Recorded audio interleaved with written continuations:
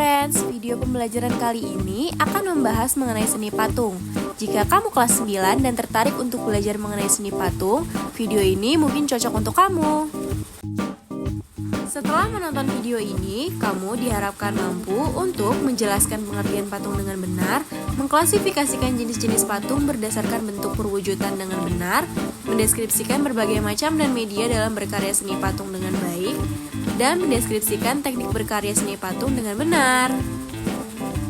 Seni patung itu apa sih? Seni patung adalah cabang karya 3 dimensi yang diciptakan dengan metode subtraktif dan adiktif. Lalu, apa itu subtraktif dan adiktif? Subtraktif adalah teknik seperti mengurangi bahan, memotong bahan, atau mematah. Sedangkan teknik mematung adiktif adalah teknik dengan membentuk model terlebih dahulu, kemudian dicor atau dicetak. Subtraktif menggunakan media seperti semen cor, batu-batuan, dan kayu, serta media keras lainnya. Sedangkan adiktif menggunakan media seperti lilin, tanah liat, dan media lunak lainnya. Tahukah kamu bahwa patung identik dengan sebuah cipta karya manusia yang meniru bentuk? Patung diartikan juga sebagai plastic art atau seni plastik. Mengapa demikian? Karena diartikan sebagai seni bentuk yang memiliki keindahan atau estetik. Tidak hanya manusia, tetapi lebih luas lagi yang meniru dalam bentuk hal apapun dapat disebut sebagai seni patung. Ternyata patung sudah ada pada masa lampau loh. Pada masa lampau sudah dikenal patung primitif sebagai patung asmat di Papua dan Sulawesi Selatan. Kemudian pada masa Hindu-Buddha banyak sekali ditemukan hasil karya seni patung, terutama di candi Hindu-Buddha yang bercorak tradisional. Setiap wujud dan bentuk patung ternyata memiliki fungsi yang berbeda loh friends. Patung religi.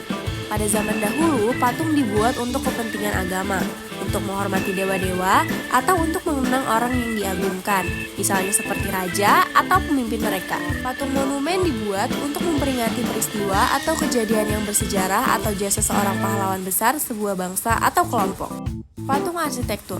Biasanya patung ini adalah patung yang memiliki nilai estetika dan berfungsi dalam konstruksi bangunan.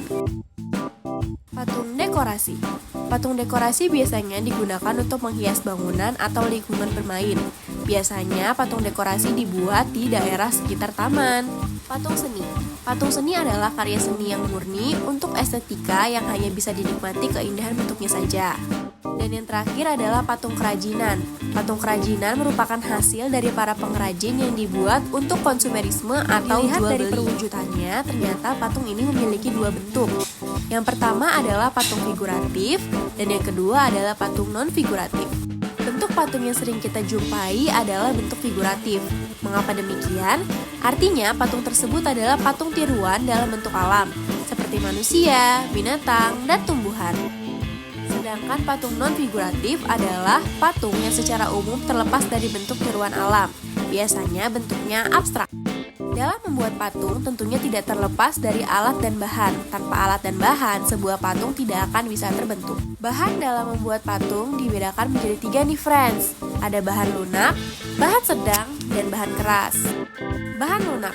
Bahan lunak seperti clay, tanah liat, atau plastisin adalah bahan yang empuk dan mudah dibentuk. Selanjutnya adalah bahan sedang.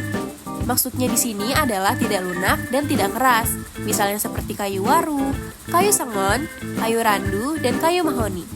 Yang terakhir adalah bahan keras. Bahan keras berupa batuan dan kayu, misalnya kayu jati, kayu sonokeling, dan kayu ulin. Sedangkan contoh batuannya adalah batu pedas, batu granit, batu andesit, dan batu pualam. Sedangkan alat adalah peralatan untuk membuat patung.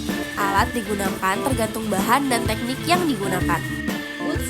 Wutsir adalah alat untuk membuat patung yang terbuat dari kayu dan kawat. Alat ini digunakan untuk membuat patung dengan teknik wutsir, yaitu membentuk benda dengan mengurangi dan menambahkan bahan. Selanjutnya adalah pahat. Pahat adalah alat yang digunakan untuk membuat patung dengan teknik pahat.